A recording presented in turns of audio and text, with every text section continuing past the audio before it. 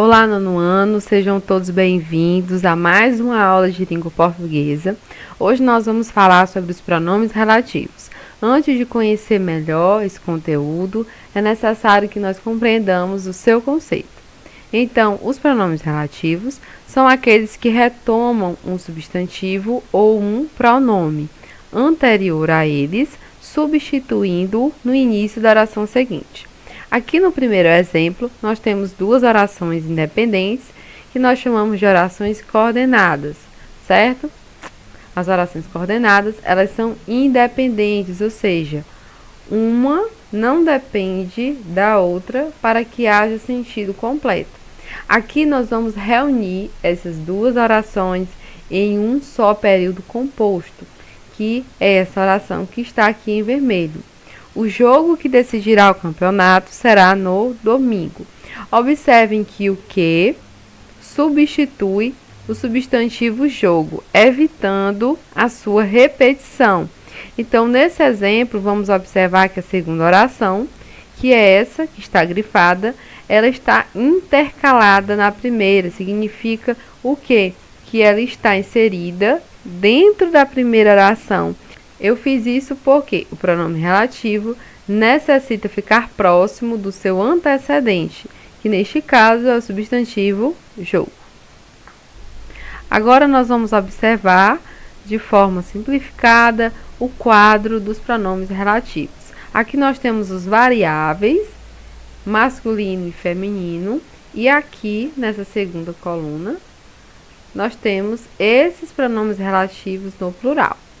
O qual, os quais, plural, cujo, cujos, quanto, quantos, a qual, as quais, cuja, cujas, quanta e quantas. Nos pronomes relativos invariáveis, nós temos uma única forma, tanto para masculino e feminino, como singular e plural. Nós vamos falar um pouco a respeito dos pronomes invariáveis. No livro didático, página 48, nós temos o quadro que eu acabei de mostrar a vocês, e temos aqui um exemplo da utilização do pronome relativo que dependendo da transitividade, esse pronome pode ou não ser precedido por preposição. Professora, o que é transitividade? Relembrando, a transitividade é eu esclarecer se esse verbo é transitivo direto, transitivo indireto, intransitivo, como o exemplo aqui do verbo nascer. Ou seja, se esse verbo necessita de complemento, ele pode ser transitivo direto ou indireto. E se ele não necessita de complemento, ele é um verbo intransitivo.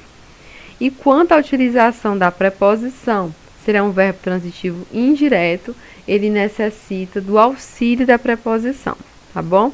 Aqui no primeiro exemplo, Itu é a cidade em que nasci.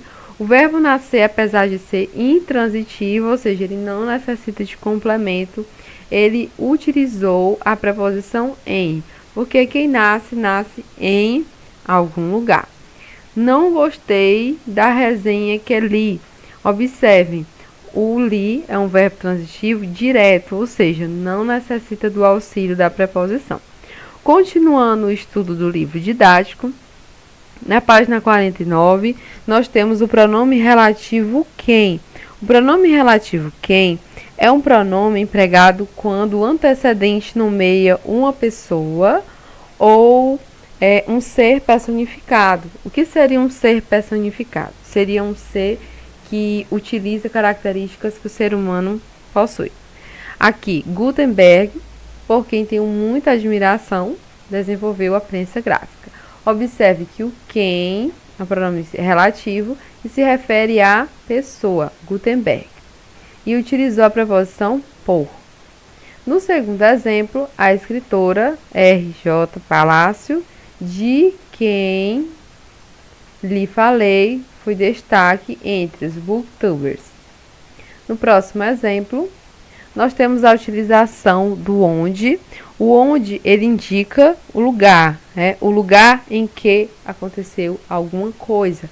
Se refere a um lugar concreto e atua sintaticamente como adjunto adverbial, ou seja, indicando um lugar. Para indicar a situação, ele deve empregar o termo em que. Observem, conheceu a casa onde vai morar. Observem que o onde se refere a um lugar físico que é a casa. Foi ao congresso em que estavam autores de ficção científica. Aqui o congresso seria a situação. É importante atentar para o uso do pronome relativo a onde, empregado somente com verbos que indicam movimento, chegar, ir, levar, entre outros verbos. Nesse caso, o onde equivale para onde, ou indica um lugar que algo aconteceu, dando uma ideia em certos momentos de movimento. Analisando agora os pronomes relativos invariáveis, nós vamos observar que é importante utilizá-los para evitar ambiguidade. O que seria ambiguidade? Quando uma frase possui um duplo sentido e esse duplo sentido atrapalha diretamente no processo de comunicação. Pois se eu envio uma mensagem e essa mensagem não é compreendida pelo receptor, pelo indivíduo que recebe essa mensagem, a comunicação não conseguiu atingir o seu objetivo. Observe um exemplo a seguir. Conhecemos a irmã de Pedro, que analisa livros de ficção científica. Nesse caso, o termo antecedente pode ser a irmã, aqui, ou Pedro. No caso, quem é que analisa esses livros? Conhecemos a irmã de Pedro que analisa livros. Quem é que analisa? O Pedro ou a sua irmã? Observem que a frase ficou com duplo sentido. Então, para eliminar essa ambiguidade, o pronome relativo que pode ser substituído por a qual ou o qual. Se eu quiser me referir à irmã de Pedro, eu vou utilizar a qual.